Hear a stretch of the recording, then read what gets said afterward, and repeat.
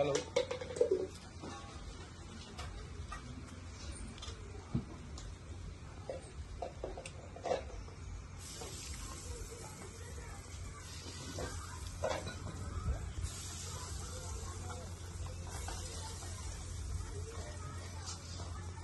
Hi friends, ఈరోజు మనం ఒక సరికొత్త ప్లాంట్ తెలుసుకుందాం.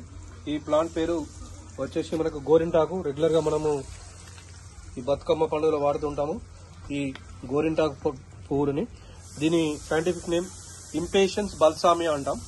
ఇంపేషన్స్ అని ఎందుకు అంటామంటే ఇది బల్సామినేసి ఫ్యామిలీ. ఇంపేషన్స్ ఎందుకంటే చూడండి, ఇంపేషన్స్ ఇట్లా నొక్కగానే ఇది పగిలిపోతా ఉంటది కాబట్టి దీన్ని ఇంపేషన్స్ అంటాము. అంటే దీనికి ఎప్పుడైతే ఈ క్యాప్సూల్ మనం టచ్ చేస్తే వెంటనే పగిలిపోతుంది కాబట్టి దీన్ని ఇంపేషన్స్ బల్సామియా అంటాము. ఈ బల్సామినేసి కుటుంబానికి చెందిన మొక్క. దీన్ని పిల్లలు ఆడుకుంటూ ఉంటారు. దీన్ని టచ్ చేయగానే ఇలా పగిలిపోతూ ఉంటుంది. చూడండి, ఈ బల్సామినేసి కుటుంబానికి చెందిన మొక్క. ఇది మన ప్రాంతంలో బాగా పెరుగుతూ ఉంటుంది. గోరింటాకు అంటాము. బతుకమ్మ పండుగలో మనం ఎక్కువ వాడుతూ ఉంటాము. దీని యొక్క ఎక్కువ చూసినట్లయితే మనం దీనికి యాంటీ మలేరియల్ కానీ యాంటీ డర్మటైటిస్ ప్రాపర్టీస్ ఉన్నాయి మనకి. దీని యొక్క రసాన్ని మనము చూసినట్టు దీని నుంచి ఒక రకమైన జ్యూస్ వస్తుందండి.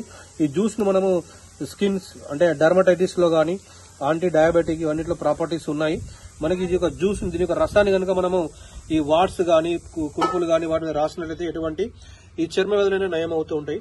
మనకు గ్రామీణ ప్రాంతాల్లో తేలు కాటకు పాము కాటకు కూడా ఈ రసాన్ని కూడా రాస్తూ ఉంటారు. దీని పేరు ఇంపేషన్స్ బల్సామియా. బల్సామినేసి కుటుంబానికి చెందిన మొక్క. గోరింట పూలు అని పిలుస్తూ ఉంటారు రెగ్యులర్ గా వీటిని. ఇవి మామూలుగా ఈ బతుకమ్మ సీజన్ లో ఎక్కువగా వస్తుంటాయి. వీటిని మన తెలంగాణ ప్రాంతంలో బతుకమ్మ పూలకి ఎక్కువగా వాడుతూ ఉంటారు.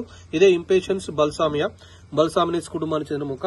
ఈ యొక్క ఫ్రూట్స్ ఏవైతే ఉన్నాయో ముట్టుకోగానే ఇవి తొందరగా పగిలిపోతూ ఉంటాయి కాబట్టి దీనికి పేషెన్స్ ఉండదని చెప్పి వీటిని ఇంపేషన్స్ అని అంటారు. దీని యొక్క జీనస్ ఇంపేషన్స్ అని అంటారు. ఇంపేషన్స్ బల్సామినా అంటారు. కాబట్టి ఇది మన గోరింట పూలండి. ఇది ఈ యొక్క వీడియో. ఇది థ్యాంక్ యూ.